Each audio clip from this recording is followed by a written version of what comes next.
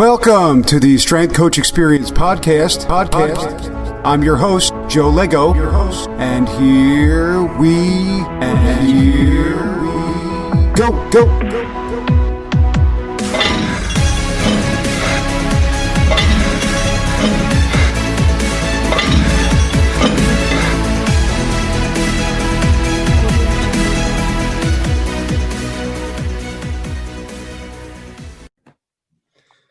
All right. Welcome, everyone, to the Strength Coach Experience, episode number 11. Hope everybody's enjoying the Labor Day weekend. I want to welcome today my guest and former roommate, Dan O'Brien. He's the Director of Sports Medicine and Research with the National Basketball Players Association. Dan, welcome to the show, and thanks again for being here, man. I really appreciate you coming on.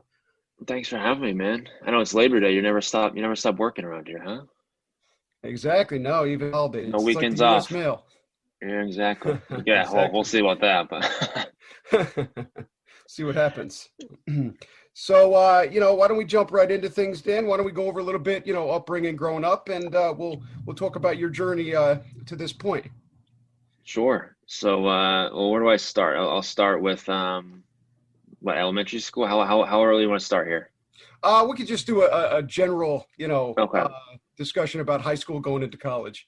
All right. So born and raised Boston, Massachusetts. I say Boston, a little bit more suburbs, but I like to say Boston because they're the city of champions. So grew up outside of Boston. It was about 30 minutes there. Went to high school in Rhode Island, actually, private school, Catholic private school in Rhode Island. That was in 7th grade and kind of spent my time around there and then shipped off to college. I was one of the few friends to move away for college. So I moved out to Pittsburgh there and took kind of a leap of faith. And fortunately, I had a good friend from high school go out there with me, so I wasn't all by myself. But it was good. We spent 4 years out there and then over the city in New York. So why don't we go through what made you choose athletic training? Going into college. Why was that the area of study for you? I didn't really know what it was, to be honest, Joe. I kind of knew I wanted to be in sports, and I think growing up, as we talked about, I was outside of Boston, but I was always involved in sports, and I was enamored by sports and enamored by athletes. And, my talent wasn't going to take me to the pros. So I wanted to do something that kept me around in sports. So I didn't really know much about athletic training, but I knew that it sounded like it had something to do with sports. So I looked into it. I applied to some programs. And I was all over the map when I was applying to schools. I think I applied to like 25 schools, to be honest with you.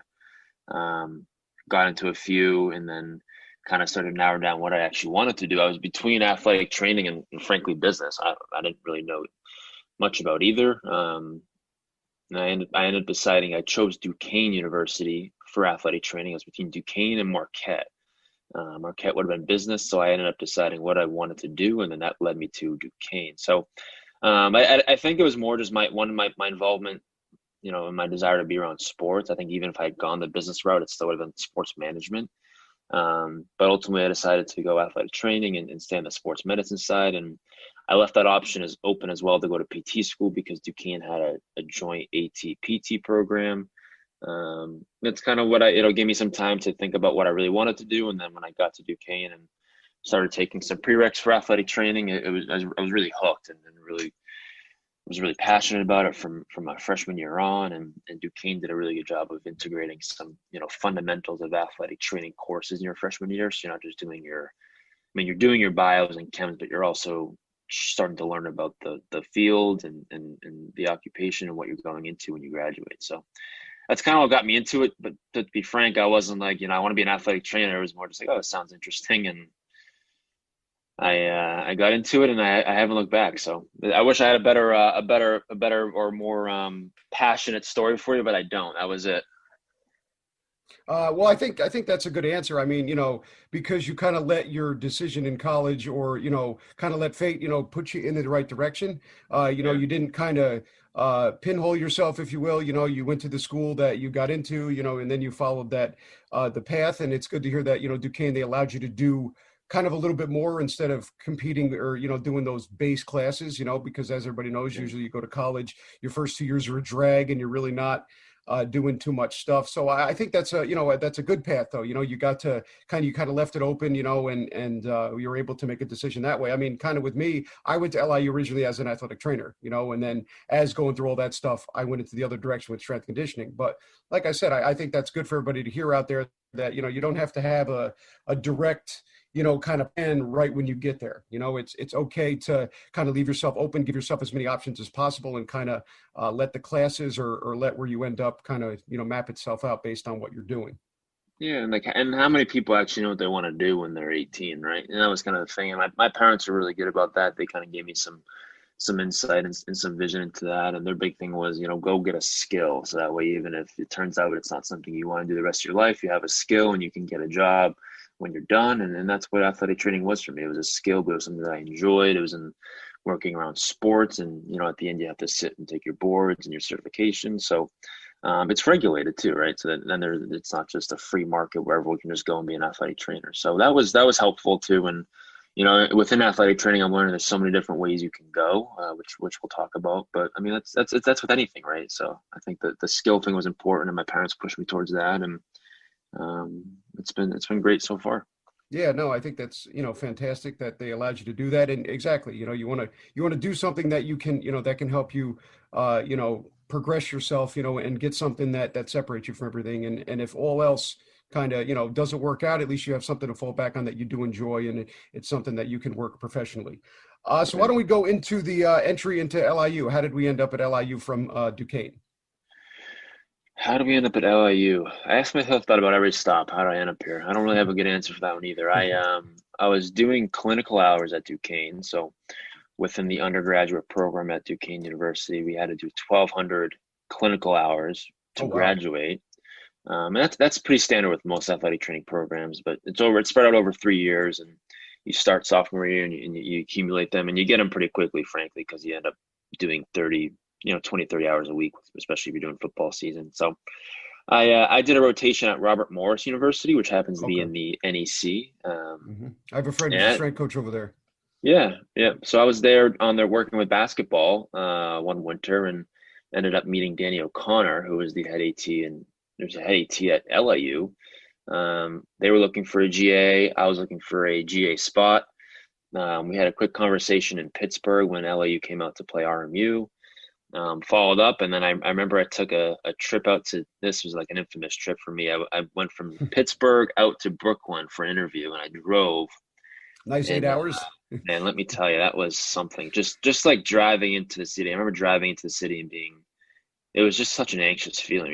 You go from like Pittsburgh, you're driving like Delaware, all these middle nowhere spots, and you pull up into Brooklyn. It's like I had grown up in suburban Mass. It was a huge, like, just eye-opening moment for me. I was like, this is like, it was very much exhilarating, but it was also kind of gave you a sense of like, can I actually live here? And this was just an interview. I didn't get the job yet. I was like, I don't know, this is a lot. And then this is the best part. Courtney and Danny arranged for me to park in the garage. And if you'd have been to LA, the garage. And I Oh was my pulling my God. car into this. I'm like, dude, what? Can I swear on this? Am I allowed to swear or Yeah, no? absolutely, Like, man. You can what the say. fuck is this garage? You have all these abandoned cars. I'm like, I'm not coming to this place. This is a disaster. Um, so that was my first intro to LIU. I was like, this garage is unbelievable. It's a nightmare. And then the interview went pretty well, and they ended up extending the offer to me, and I was between that and one other one. So I ended up going with my, it was just truly a gut. I was like, it's Brooklyn, it's New York, it's cool. I'll get some really good sport experience. The other option was actually military GA ship down at Auburn University. And Okay. it was really interesting, but I think I wanted to stick to sports. That's what I ended up doing. And I got out there, and it was the best move I ever made. I mean, I think New York's what you make of it. And that's with anything. There's so many connections there, and there's so much to do. And it was awesome. I would do it all over again. I'd do the same thing. Maybe not park in the garage, but I'd do the same thing. Yeah, man. I same kind of story, man. I grew up in suburban New York, upstate, about 60 miles away. And I do remember same thing. The first time I ever went to Brooklyn, I went there, and it's, your head's in the sky staring at the buildings. And that was before the, Yeah. the market and everything else. But I Oh was like, man. I was terrified. I was like, can I do this? Like, this is not what you're used to. It kind of like drags you in, but you're also at the same time you're a little weary because it's completely different than anything I think that you can ever experience. Especially like now. Now it's insane, but even like back then, it was still an eye-opening experiencing. And for everybody out there that doesn't know about the garage, it's literally like parking in cubicles in a business floor. Like it is unbelievable. I don't know who made it. I guess everybody must have rode bicycles or something, but like every time you turn on to go down or up, you think you're going to scrape the entire side of your car against the And the just like concrete, it's like just the dirtiest garage in the world. But hey, it's free, right? And if it's free, it's for me, and I'm not going to complain. So that was that. But no, it's funny you say that because I remember the first night I moved out to Brooklyn, I moved in, almost got a parking ticket, shocker, trying to put myself into the dorm. And again, I didn't know anybody. I didn't know where I was going. I threw my stuff, moved in quick, parked my car in the garage, and then my best friend actually was living in New York City at the time. So I met up with him and he's like, where are you? I'm in downtown Brooklyn. He's like, downtown Brooklyn? He's like, you're not even supposed to go out past like 9 p.m. there. And it was true, man. Like after 9, 10 p.m. in that area, like you didn't go out. And then now you look at it 5, 6 years later, it's like the place to be. You got Trader Joe's. Once you get a Whole Foods in the neighborhood, and that's gentrification. So you got a Whole Foods right on Atlanta or Flatbush now. It's like night and day different. You got all these high Yeah. rises, and I never left the area. I love it. I fell in love with it. So I moved down the street, as you know, and I haven't left yet. So Yeah, it's really no. grown over the past couple of years, but it was kind of like a little home to me. It's nice. Yeah, no, same thing. I mean, like I said, I was there, and it was just crazy. Back in the day, I mean, I don't know if anybody remembers, but everybody asks, "So how did you? This place is amazing." And you remember, without the market there, it was sketchy. You crossed that street, and it was, not that it was bad, but it was just, you're always on your toes and stuff, and it's grown substantially. And same thing for me. I went there and never left. Lived down the street. They put that Wegmans there, and it's just been a great place, great experience. And I hope, after everything that's happening, I hope it gets to rebuild. Hmm. So while you're at LIU, let's talk about kind of your experience. How did that differ from Duquesne at LIU? Um, LAU is, I would look at it's technically a graduate assistantship, but I almost would consider it my first job because um, at Duquesne you go from having a clinical preceptor. So when I would do, I'm just speaking more on the athletic training side, but Mhm. you go from doing your 1,200 clinical hours, but those are all supervised by a full-time certified athletic trainer. So when you get to LIU, you're kind of given, you're obviously between the transition. So it was I graduated in May, took my boards in June, passed my boards, got licensed. So by the time I got to LIU, I was a fully certified and licensed athletic trainer. And when you get there, you're technically a GA, but the way that a lot of these colleges save money and maximize profits here is they hire GAs pretty much to be full-time athletic trainers. So I was a full-time athletic trainer working with Courtney and Christine, and that was the first year Danny had left. So Chris Manzano was also there. We had a couple other GAs. So I was working with track and field full time. I did cross country, and there's really the biggest difference is you're on your own. You don't go to your clinical supervisor or someone that's watching over you and say, hey, what do you think about this diagnosis or this? It's very much just your own team, your own athletes, and they're relying on you for the health and safety of them. Obviously, the other trainers were there if I needed to run something by them, but there's no more, someone peeping over your shoulder and telling you what to do or saying this is right or wrong. That was the biggest adjustment, and it was a huge adjustment. It was, I think that was always my recommendation to athletic training programs is saying, I know while these students need to be supervised, you have to give them some kind of freedom to make decisions because that was a huge adjustment for me. So that was more on the athletic training side and going from that into my own pretty much own role and being a full-time trainer and taking courses. But outside of that, it was just the city, I think. So biggest adjustment from Duquesne to LA Brooklyn was Pittsburgh to New York City. There's no comparison there. So those are probably the two biggest adjustments I'd say. But I mean, outside of that, it was very smooth. I love the team I worked with there, and I wouldn't, um, I'm glad that it ended up working out that way. Yeah, no, I 100%. The same thing for me. Wouldn't change any of it for the world, as you said before. And like I said, anybody out there that wants to be a GA, that is a thing. For me too, when I was the strength GA, before you got there, same thing. One day I was a volunteer with people helping you out and giving you kind of that direction. And then the next day, you're writing the programs, you're in the meetings, and it's kind of on you. And there is people there for assistance, but for the most part, you're working. I think it's great you brought up, as your first kind of full job gig, because you are working. Even though you're still in college, you are the one who's in charge of everything, and you're the one who dictates what they do. So I think it's you kind of jump in the fire there, but I also think that that's a good way, as long as there's somebody there to help to kind of get that experience up. So why don't we talk about going through LIU? What made you choose basketball? Why was that something that kind of stuck out to you? I don't know if I necessarily chose it or if it kind of just chose me. It's weird. I always enjoyed working basketball. Like I worked at Duquesne basketball when I was at Duquesne. I worked with Army basketball. I guess it was just how it worked out. And then when I got to LIU, I didn't actually work basketball at LIU. Christine was the women's athletic trainer and Courtney was the men's.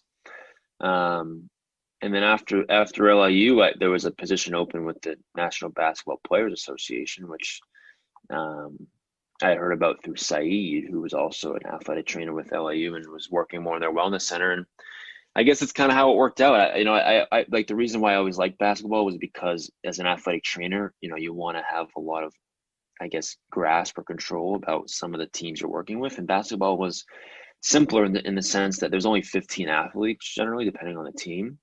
I've also done football where you have as many as 70 to 80 athletes, and that can be overwhelming, and it feels like you're just never fully healthy. And any athletic trainer will tell you that. I think Yep. basketball, worst case scenario, you have 4 or 5 guys that are hurt or not playing at the time. But I mean, you can easily get that down to 1 or 2 with some good injury Yeah, prevention no, and those numbers. hopefully a And little anybody out luck. there, yeah, anybody out there, you want to experience full hand, or be, understand what it's like to have full schedule to football, athletic training or strength conditioning. Football is, as Dan will tell you, it's a whole nother Yeah. world and just a whole nother thing.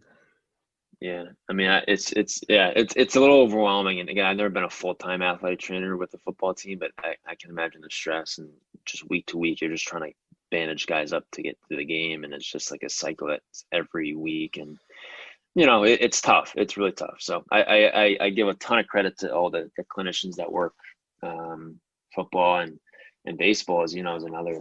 I don't even think I ever considered baseball. And it's funny because I love baseball. It was one of my favorite sports growing up and playing it, but I don't know if I ever gave a hard consideration to working baseball, just given the hours and the season and stuff. I mean, obviously, if there was a dream job that came by, I would never say no to baseball, but it wasn't the top of my list, that's for sure. So when the MBPA job opened up, that was something I certainly jumped at and have enjoyed ever since. That's for sure. Yeah, no, I think, yeah, if the Red Sox called, you'd probably be over there in a We'll second. see. Yeah, I mean, we'll see. Yeah, I gotta have some leverage, so I can't say I'd jump right at it. I'd consider it. How about that? We gotta keep the Yeah, leverage high. exactly. But no, I think that's, it shows you is kind of a path that a lot of people take. But I think that's important because that's kind of how this works, with the sports and things like that. In this realm, everybody's always like, why did you choose this sport or that sport? I think it's something that just kind of happens. Similar story. I liked baseball, but nothing too, crazy. I played basketball, and when everything came about to choose a sport, I didn't really like watching baseball personally, and then it kind of just happened for me, and I enjoyed the players and the team, and I think that's the important thing. You have to enjoy the players, the team, the kind of camaraderie that each team has. I think there's a difference in every team. Every team acts differently, every team does things a little bit differently, and I think it's kind of where you fit and where you get along with is kind of where you find your place. So that's Hmm. great, man. That it kind of found you and that everything's going good. So why don't we talk about what's going on there? How has this kind of been different for you? Other than the outlining reasons, as opposed to the other seasons being down there in the bubble. Um, well, I think the obvious is the actual setup of these games. And this could be a whole other podcast for you, honestly. So I'll try to keep it a little brief. But um, I've been down here for about a month and a half now, and it's the NBA decided to proceed with this bubble um, in the event that they were going to replay games. Is to say they thought this was the safest and most feasible way to return to play. And so far, so good. So to answer your direct question, the biggest changes or the biggest adjustment has been the actual bubble. You can't leave. Well, I'm sorry, you can leave, but you can't come back. No one can come in except for players guests who just arrived this week. So before this week, it was all just NBA players, NBA team staff, coaches, some NBA league staff, and then some of the union staff here with myself. And then as of Monday, we had some families come in, which has been really nice to see players and have them see families. But it's definitely different. It's funny. Before all this happened, we as the Players Association, our role in this was mostly to just do more of a checks and balances. The league and the NBA came up with most of the protocols. They collaborated with us on a lot of them, and again, the players have to agree to all this stuff, or else they're not coming. So that's why we play a big role in this. So that was a lot of the work prior to this. But even prior to this, there was some mentions about like, this could feel somewhat like incarceration. And at first you thought, oh, maybe that's a little extreme. But I mean, when you're down here, it's not, I mean, you can't leave it. And like I said, you can, but there's no escaping. It's the same people, it's the same places, it's the same food. And as good it is as it is, and as accommodating as they've been, it's really monotonous. So you do get some sense of kind of like you're stuck sometimes. So the mental health thing is something that I certainly understand, and why some players have certainly struggled early on. But hoping that families and some of their guests coming down is going to help them with that. And there's really only a month left in the season, so there's a couple of teams that'll be here for the duration. Obviously, the finals teams, but as teams start to go home, I think it's a little quieter here. There's some more space for guys and teams to spread out a little bit. So that's the hope, but it's definitely a huge mental toll and psychological toll on some of these guys, and they're making huge sacrifices to be here. So that can't be overlooked, and probably isn't talked about enough. But that's certainly been my observation.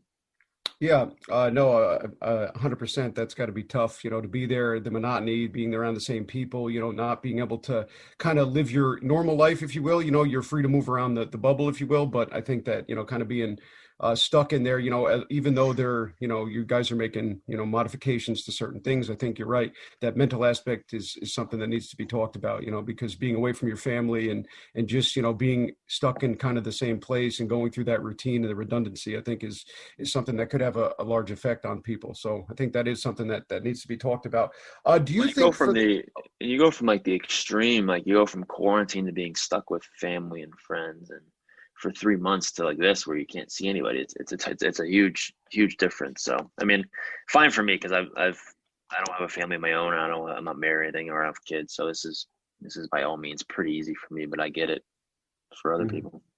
Yeah, no, it definitely has to be a struggle if you have a big family. So, do you think from a physical side, do you think it's a positive or a negative in the fact that the workload is a little less for these guys? Not the mental side, but would you say, just because they're not doing as much? No, I don't. It's been talked about. So again, most of these teams are playing every other day, which Mhm. seems like, oh, you get a day off. You really don't because of practice. So I think the workload's been just as much. You take out the travel, which is great for sleep and recovery, but playing every other day has been a grind for some of these guys. I think it's challenging. Sometimes again, the travel one might be a lot on sleep and stuff like that, but at least it breaks up some of the games. So physically, I don't think there's a huge difference, but I think in terms of recovery, maybe with some sleep and being able to get treatment around the clock and having access to like ice tubs all the time, I think that might be beneficial for them. But physically, I don't think so, to be honest. But again, that's yet to be seen. And I'm sure every player is different. And some guys prefer this, and some guys don't. But I don't. I would venture to say no. Okay. Yeah, like I said, even though they're not playing and traveling as much, I figure their schedules would still be kind of stacked up, with more things. So even though they're not traveling, they have a full schedule. So that recovery thing is Yeah, still a and big thing. they're still doing like 9 o'clock games, and remember that's 9 o'clock Eastern time, right? So some of these teams are playing 9 p.m. and that's as late as any team will ever play, right? Because most of the 9 p.m. games are or 10 p.m. games that are being held during the season are over on the West Coast. So it's a late night for a lot of these players on Eastern time, and they're not getting back into their rooms till 1, 2 p.m. or a.m. And there's a lot of subtle differences that you think, oh, maybe it's better. I'm not convinced it is yet, to be honest. Mhm. So time will tell, and we'll get feedback from players. But the feedback I've heard already is that the every other day game is just a lot. The late games are a lot. So that's it. We'll see. Yeah.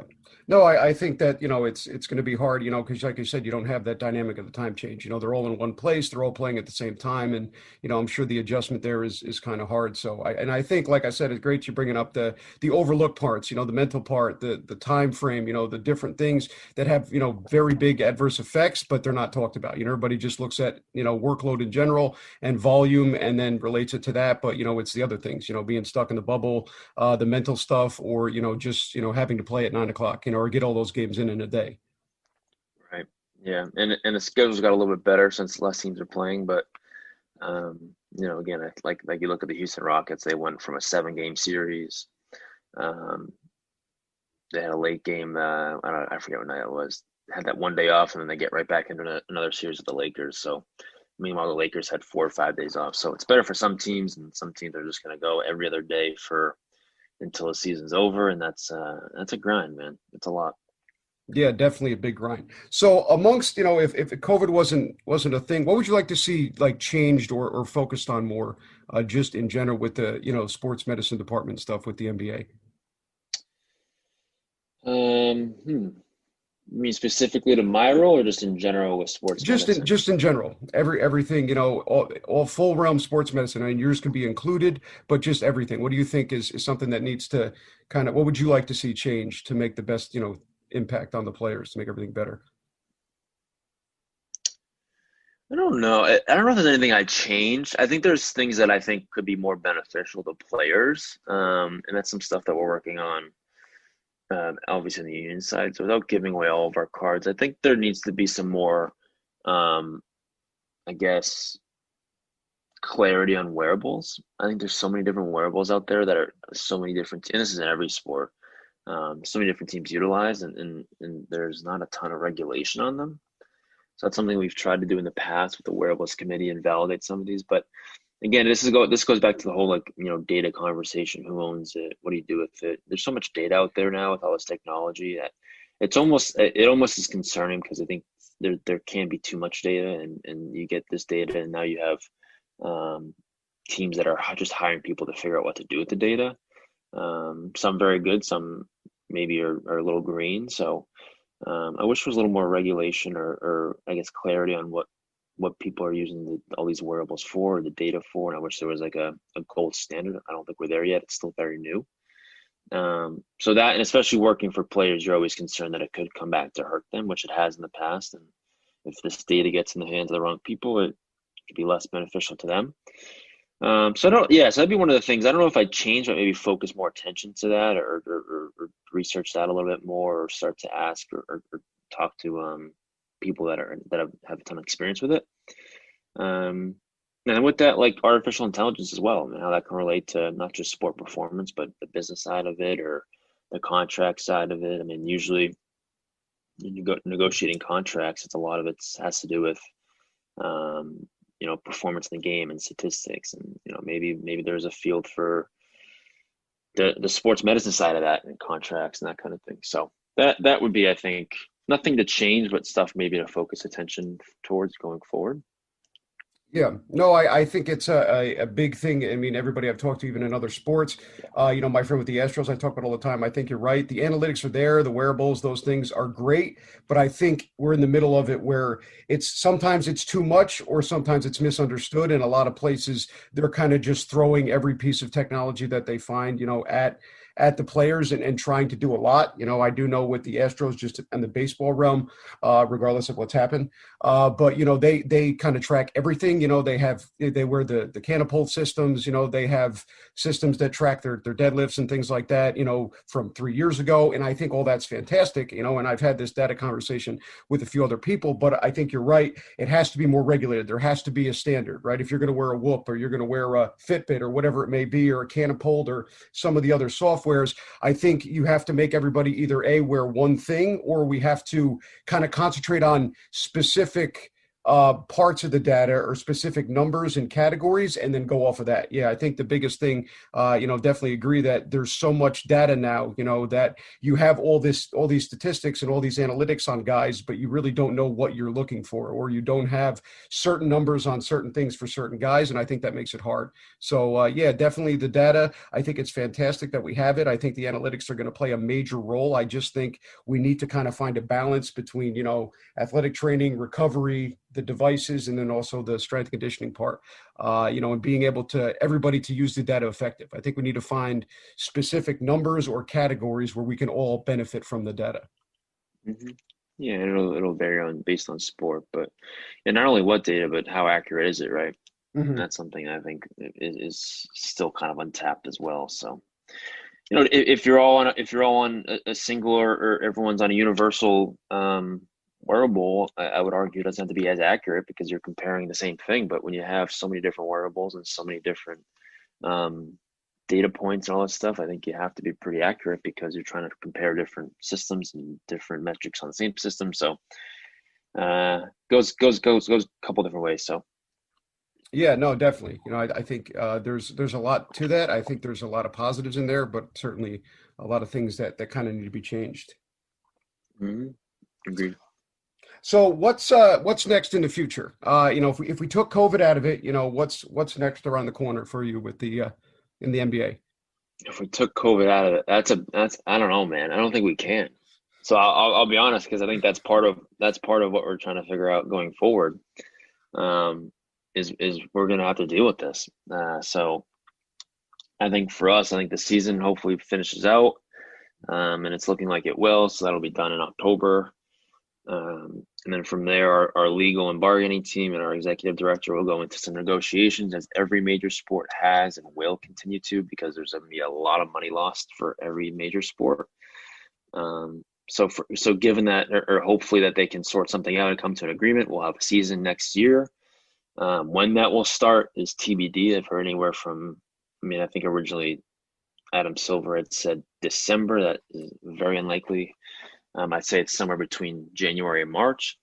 And then we go from there. And I don't know. I don't have the answers from that. I think in between that, you also have the draft combine, you have the draft, you have maybe some semblance of like a preseason. I don't know, man.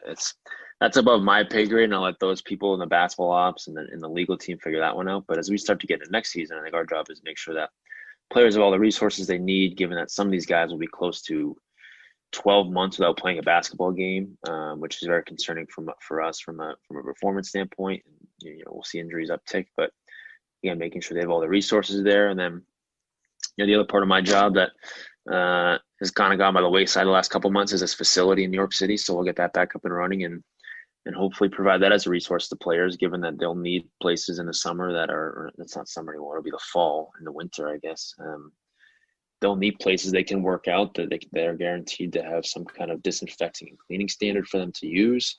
And it can also assure that it's safe and quiet and a resource for them. So that's kind of been our goal, and it's a little short-sighted, but again, I think this is COVID's kind of taught us to deal with I would say 1 month, but it's more like one day at a time, and start to just take things week by week here. So that's what we're doing, and once the season finishes up, I think we can start to look a little bit past and into next season and how that looks. But right now, we're focused on this one and getting the facility ready for guys as teams start to leave the bubble and players start to head back to New York or surrounding areas. Have to make sure that the gym is ready for them to use, and we'll go from there. But yeah, it's still very much up in the air, and that's been the big topic is this COVID is something we're gonna have to deal with, and it's here to stay. And even if we get a vaccine, I think there's still some reluctance among a lot of people to get the vaccine, which is understandable. I mean, everyone has their own beliefs, but it's not necessarily just going to go away overnight when we get a vaccine. So that's something I think we're here to deal with. It maybe we're wrong. Maybe it goes away, and that would be best case scenario, and everything's good. But my gut tells me it's not. So we'll stick with that, and we'll be prepared for and we'll brace for the worst. So. Yeah, no, I think you're right. I mean, I think it's going to be something that we're going to deal with, or something, not necessarily if it's COVID, but always kind of that always keeping that in mind that something like this could happen, or a disease or a virus like this could come on again. So I think, like you said, it's something that's going to be dealt with. And I also think there's always going to be kind of something you have to prepare for, or something that you always have to make sure that you're keeping safe, even if we do get that vaccine. Hmm. Yeah, there's a lot of silver linings in this, right? It's taught us the use of virtual, and I mean, I know you've done a lot of virtual training, but a lot of meetings have become virtual, and all that stuff. So I personally still prefer the in-office feel, and I will surely still be back in the office because a lot of my job has to deal with being there. Um, but it's cool. It's cool to see there's about, I'm trying to think, it's probably like 80 people that work for the union. It's been great to see everybody on Zoom calls and working independently, but also collaborative at the same time at their own homes and wherever they may be. So it's been great. And then, being down here has also been great to be inside the bubble, and building, relationships and connecting with different players and different staff members and different teams. So it's been a very good networking experience. But part of you misses the city and being back there, and hope to get back to some. I always revert back to this routine.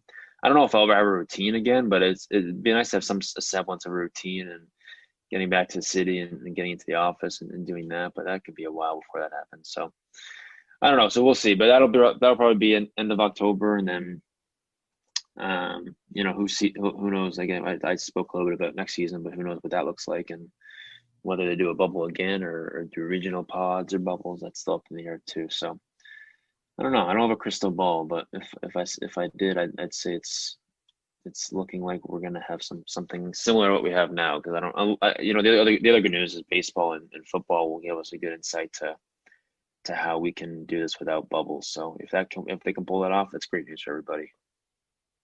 Yeah, I think it's good, like you brought up, positive outlook, being able to see everybody in the union, being able to network more, there are Hmm. some negatives in there, but, I think the biggest thing with all this and what's going on is finding the positives, and the certain things that are better, even though you're stuck in certain places, and there's a kind of monotony. But I do understand too that ability to get on a schedule, if you will, even if it's a routine, it's kind of hard right now because you don't know what you're going to do, right? You could go home, Yeah. in 2 weeks, or you could come back down, or everything could go back to normal. Well, not normal, but everything could go back to a normal schedule in the city in 3 months. So I think that's one of the biggest questions right now with every sport is, what's going to happen, and based on what goes on with the virus and stuff like that, where people are going to be, and how we're going to change that. So I think that's a big thing, but it's also great to find that, there are positives, and you found positives in this. And I think that's with everything, you can find positives in this, although there are some overwhelming things that are very bad and negative. There are also some positives, and some time to kind of focus on other things as well during this time. Yeah, and just the obvious ones being with family too. I hope everyone got to spend some time with family, and I was home for 2 or 3 months. It's great. Some people you'll never get. I mean, you may not ever get back in your life, right? Like whoever Mhm. gets 2 or 3 months to spend with family with no interruptions or no other obligations, right? It's kind of rare, and I think we're all deep in it right now. It might be too close to the forest to see the trees, right? But like if you look back on it in 10 years and be like, oh, that was kind of fun, Not fun, obviously, if people are being deeply affected, but fun in the sense that you get to spend time with family and be close to loved ones for such a long period of time. And I'm hoping it was a good experience for most people. It was good for me, but I can see how people wanted to get out pretty quick. So I guess it depends on how much how close you are with your family. But it was great for me. That was one of my silver linings too. Yeah, no, it's been great for me as well. I was in Florida from March to June, but now being home, and I think it's great, to be able to spend time with family. And I think that is the biggest thing. You get to do things you haven't done. Work, or the everything was paused, so you were kind of able to come here with, I think you said it best, no interruptions. It wasn't like you were Hmm. going to come home for a week and leave. You could, plan things out with the family and do certain things, and you're, kind of forced to stay with them. So I think that's awesome. You were able to spend time with your family and everybody out there. I think that's the best thing, being able to spend time with friends and family. Hmm. Yeah. Mhm. All right, man. Well, I think that's about it, man. I really appreciate you coming on, man. I'm happy you're doing well in Florida, and thanks, bro. I truly do appreciate you coming on. Thanks for having me, man. And I look forward to tuning in and listening. Yeah, man, definitely.